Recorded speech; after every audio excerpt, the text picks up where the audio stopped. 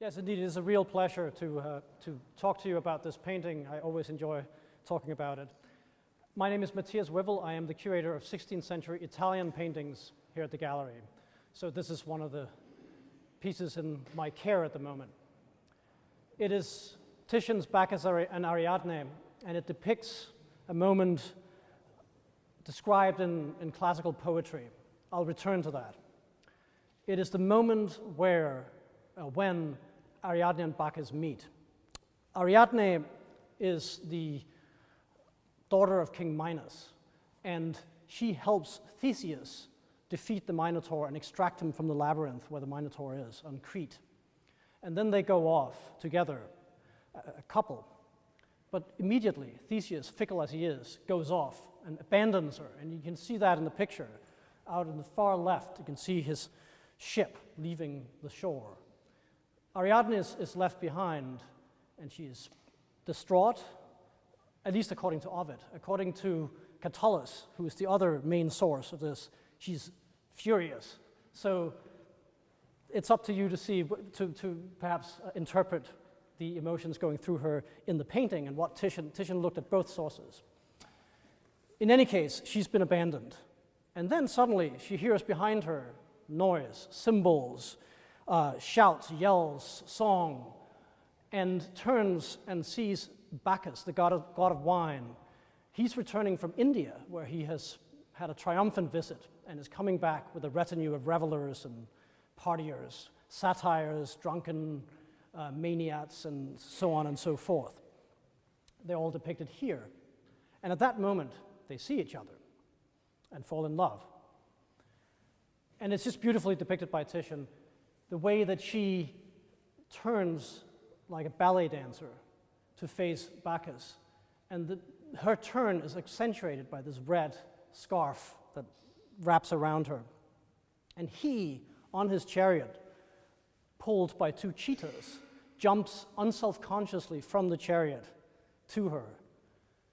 It's a slightly awkward jump. He is so taken with her that he forgets himself. And that's beautifully depicted.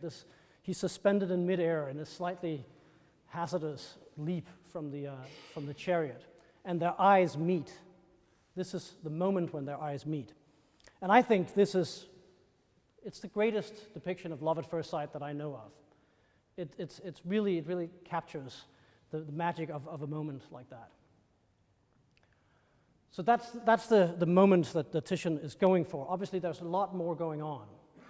I will just quickly suggest the following, what happens after this, and Titian does this. This is always the challenge when you do a narrative painting. In one image, you have to capture a story. And Titian here is doing a very literary painting. He is referring to stories told by classical poets. And so he suggests the before by having Theseus leave out on the far left, and he suggests the after by the constellation up there. That's the Corona Borealis, the constellation, and it consists of 8 stars.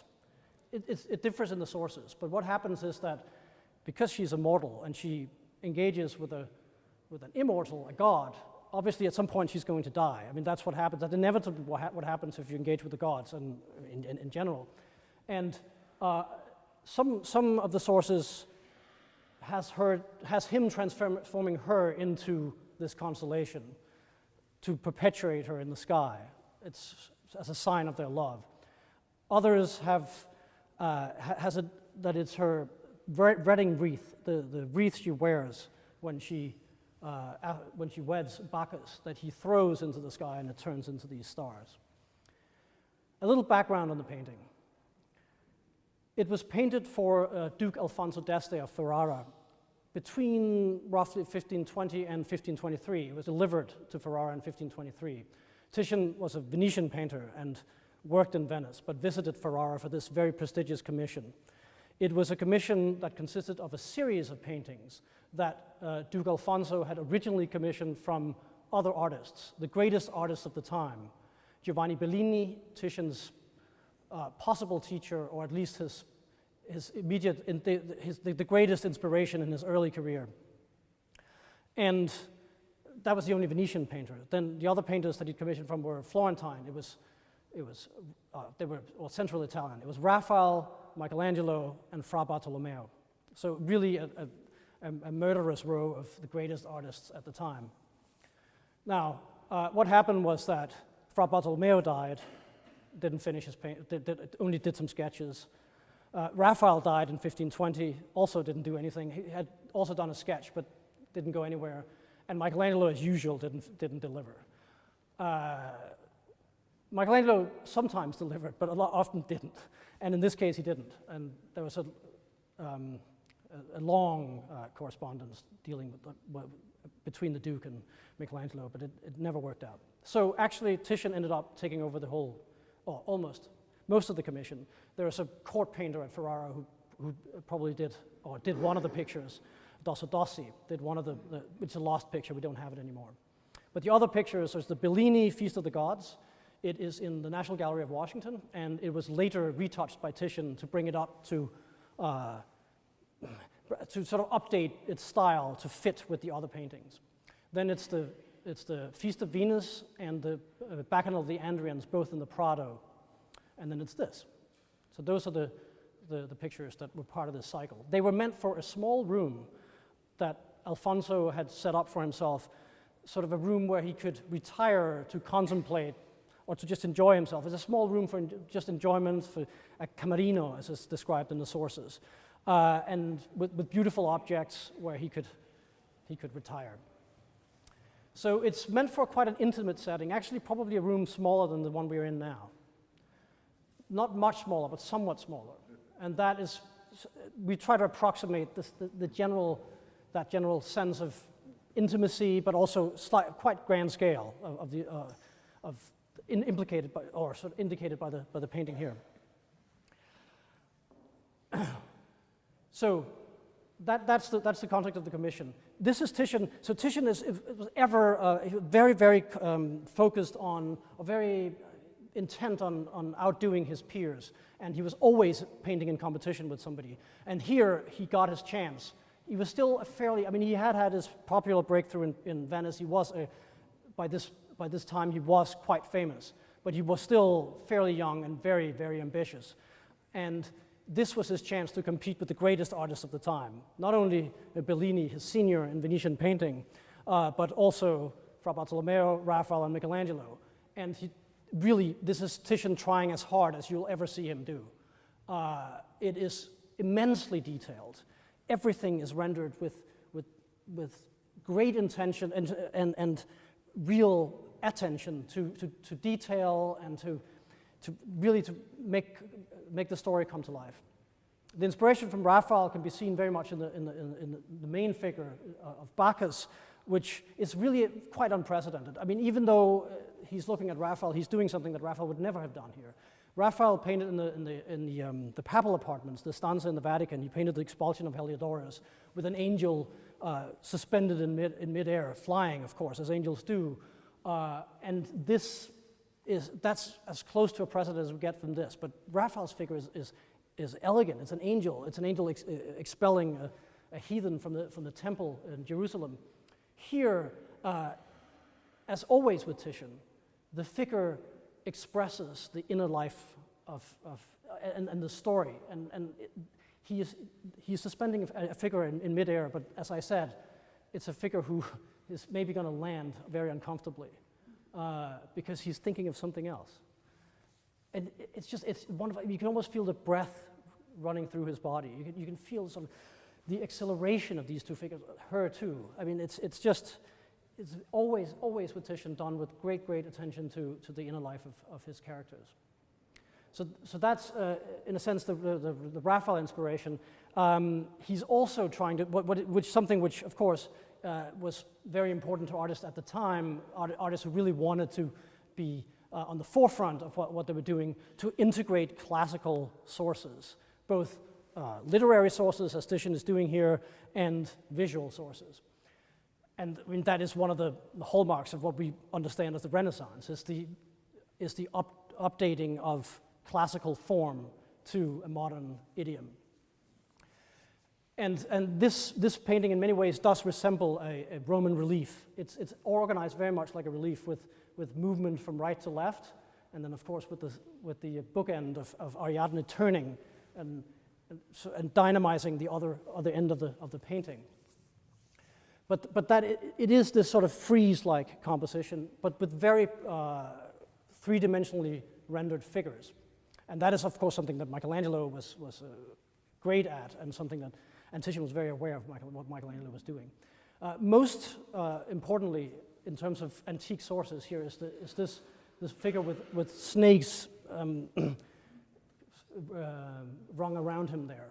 He's based on the Laocoon, the famous Laocoon, which had been unearthed in Rome in 1506, and was a sensational discovery because it's described in ancient sources, and here it was, this famous sculpture that everybody had read about, but nobody had seen, and suddenly it was there. And it's Laocoon and his sons being killed by snakes. I'm sure you will have seen it. And this is an adaptation. It's not a copy after the Laocoon, but the arm is very, very close to the statue in the Vatican. So Titian is showing his erudition, and then he's also showing just his abilities as a painter. And the latter really comes out in the variety of detail and the attention to detail. The one thing that most people notice immediately, and it's one of my favorite parts, of course, are the cheetahs. I mean, they're so lively, they're so true to life, and surely not based on, as one would often, it's an exotic animal that obviously you wouldn't find in Italy normally, and often when we're doing exotic animals, people would refer to model books or other drawings by other people of these kinds of exotic animals. But these are so realistic that they must be based on a real animal. And the theory is that Alfonso had a cheetah in his menagerie at Ferrara. That he had a little zoo. We know he had animals like that. We don't know for sure that he had cheetahs. But also in Ovid, it's described as tigers. And the cheetahs are not described. So it could also be, that's the cat he had available, this fascinating animal.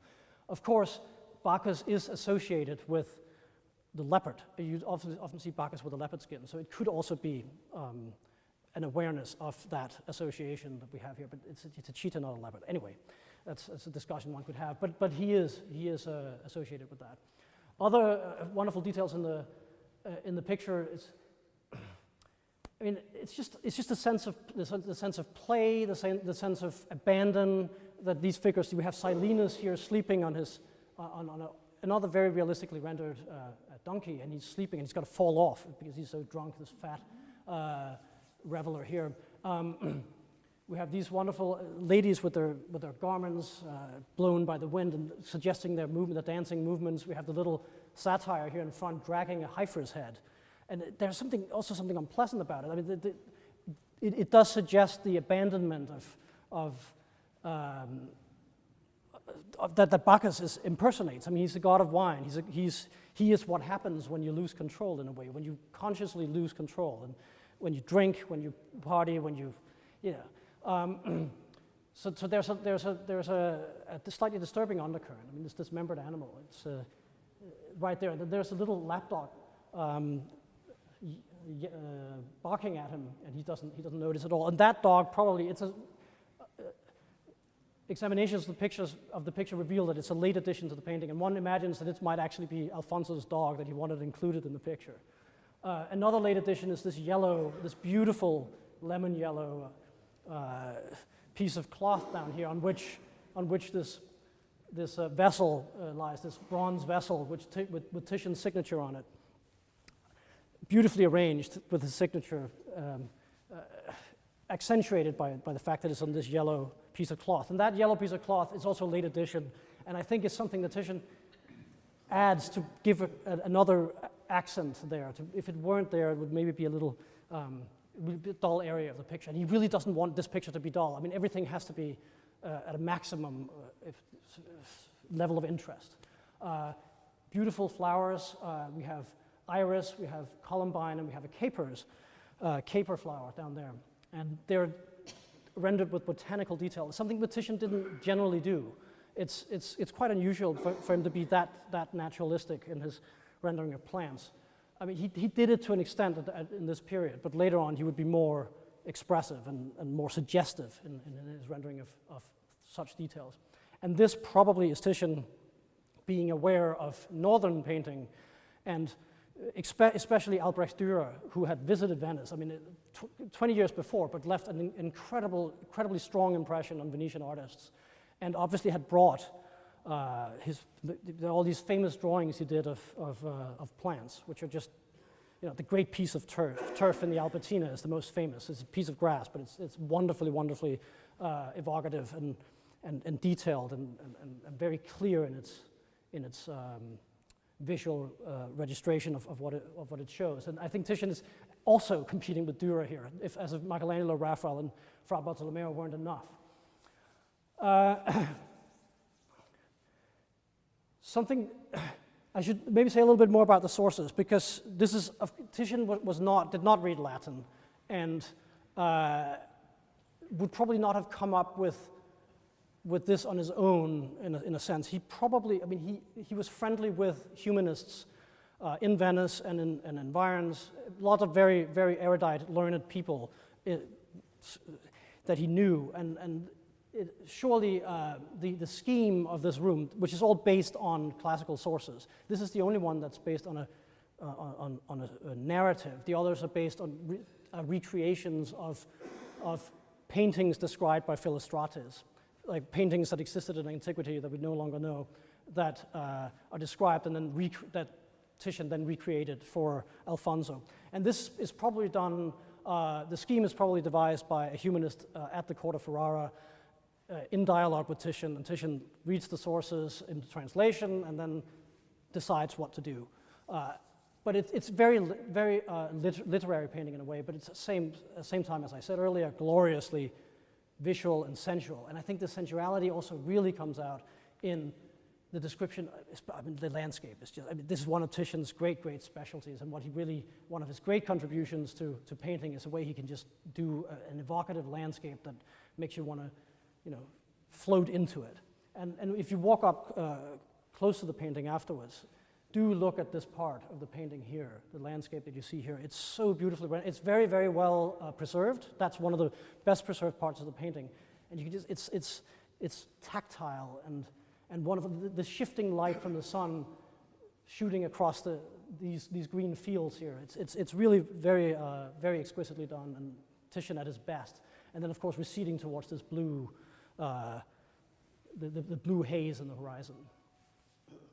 And actually, this one interesting thing is that this painting and this series of paintings was Titian's first great engagement with mythological subject matter. And famously, his other great, there were several, but two main ones. This is the first project, and then in the 1550s and through the early 60s, he painted the famous mythologies for Philip II, the King of Spain, who in the latter part of his career was his most important patron. And we have maybe three of them, at least we have three mythologies of that period in room 6, just on the other side of the Holbeins.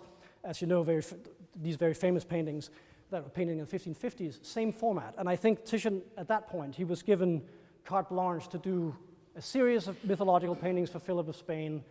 He chose the subject matter himself, probably in consultation with literary friends, possibly, but it was not stipulated by Philip. And Titian chose the same format. And he did not have a particular space in mind. He was thinking of a space, but he did not have a particular space in mind. But he had found, I think, at the time in the 15 teens and 20s when he worked in Ferrara, that this was a format that suited him and that worked well for the kind of painting that Philip wanted. And therefore, when you go and see the Diana and Actaeon, the Diana and Callisto, and the Death of Actaeon, you'll see them, they're approximately the same format. And another thing which is so interesting about it is that here we have Titian at his most detailed, the most meticulously rendered type of painting from him.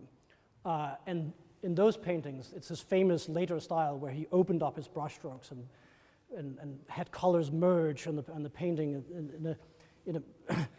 into a totality that's often more suggestive than it's specific.